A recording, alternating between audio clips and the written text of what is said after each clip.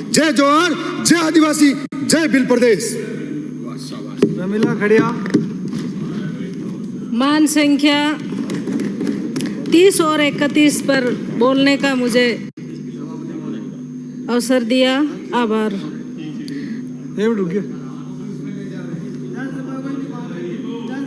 सभापति महोदय, मैं प्रस्ताव करता हूं सदन का समय 2 घंटा और बढ़ाया जाए। सदन का समय बढ़ाया जाए। सदन का समय बढ़ाया गया।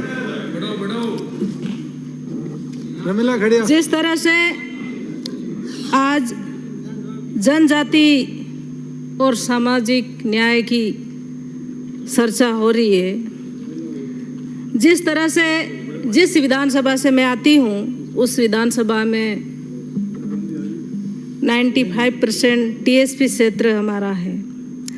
जिस तरह से आज इस क्षेत्र में हमारे आदिवासी लोग रहते हैं,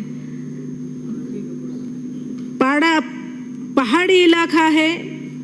जिस तरह से पहाड़ी इलाका में आथिया दिल्ली है, बुरीपाड़ा है, तो इसी तरह से पहाड़ी इलाका में हमारे लोग जंगल में बसे हुए हैं। इन लोगों को काफी समय से ये लोग, हमारे टीएडी मंत्री पूर्व बैठे हुए हैं, इन्होंने भी पट्टा दिया, और कुछ लोगों को आज भी मंत्री जी बैठे हुए हैं, आज भी उन लोगों को उनके 7-7 पीढ़ियां हो गई। 5-5 पीढ़ियां होने के बाद भी बिजूरी की बात है, वह लक्ष्मण इसके पिताजी आज गुजर चुके हैं लड़ते लड़ते, पर आज भी उनको पट्टा आज नहीं मिला। यह स्थिति है मेरे विधानसभा क्षेत्र की।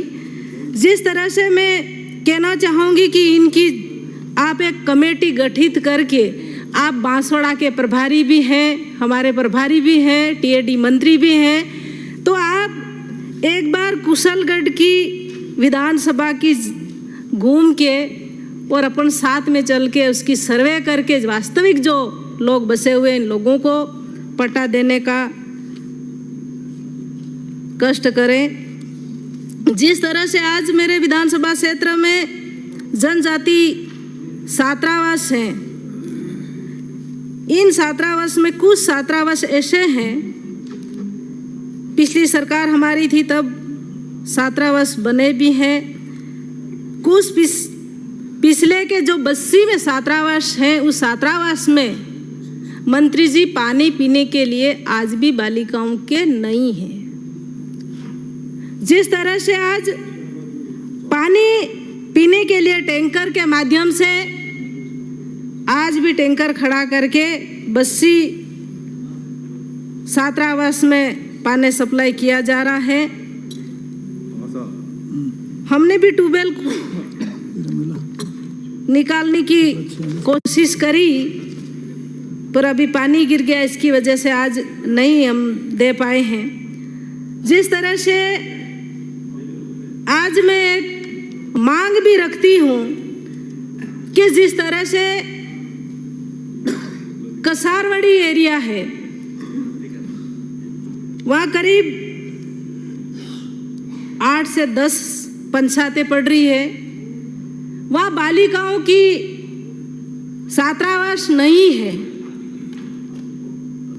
तो मैं मंत्रियों के माध्यम से मैं कहना चाहती हूँ कि उकाला व कसारवाड़ी में छात्रावास खोलने की कृपा करेंगे।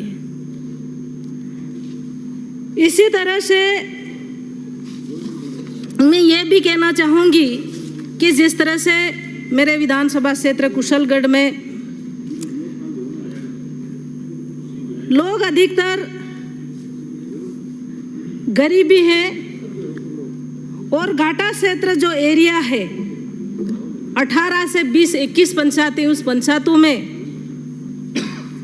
पानी की काफ़ी समस्या, एक ही फसल उनको मिलती है। कुछ पंचायतों में छोटे छोटे तालाब और अनिकट बनाए हुए हैं, एक ही फसल के कारण वो इनके जितना रोजगार मिलना चाहिए, इतना रोजगार वो नहीं मिल पाता, इसलिए काम करने के लिए गुजरात, अहमदाबाद, बड़ौदा, सूरत जाने के बाद कई ऐसे लोग वापस आ ही नहीं पाते। तो मैं मंत्री जी से मेरा निवेदन है कि जिस तरह से जो घाटा क्षेत्र है उस क्षेत्र में छोटे छोटे अनिकट बनवाने की कृपा करेंगे। आप एक बार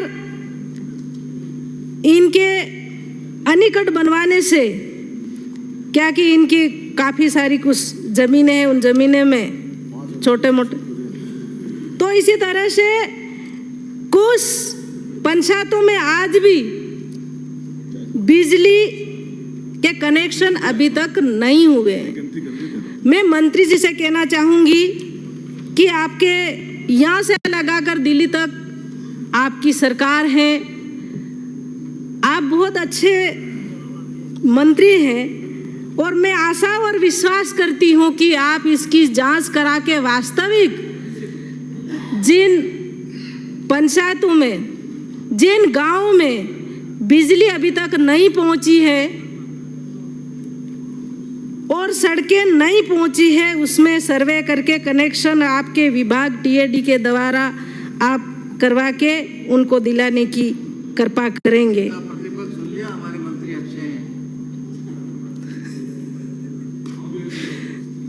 आप भी अच्छे हो साहब। इसी तरह से मेरा एरिया साहब, मेरे से कोई दुश्मनी है कि आप आते ही घंटी बजा देते हो? बात समाप्त करा, समय पूरा होने वाला है। ऐसे कैसे होने वाला है साहब? 56 मिनट बोलते धीरे धीरे हम, इसका मतलब तो ये नहीं है फिर इसके बाद कर देना ना। 8 ये आदिवासी के ऊपर आप बोलने नहीं दोगे तो किसके ऊपर हम बोलेंगे बताओ? 8 बजे ये इसका मतलब तो हमारा आदिवासी के ऊपर आप बहुत अन्याय कर रहे हो। वक्ता बहुत है, इसलिए अपनी बात अपने समय में पूरा करें। जिस तरह से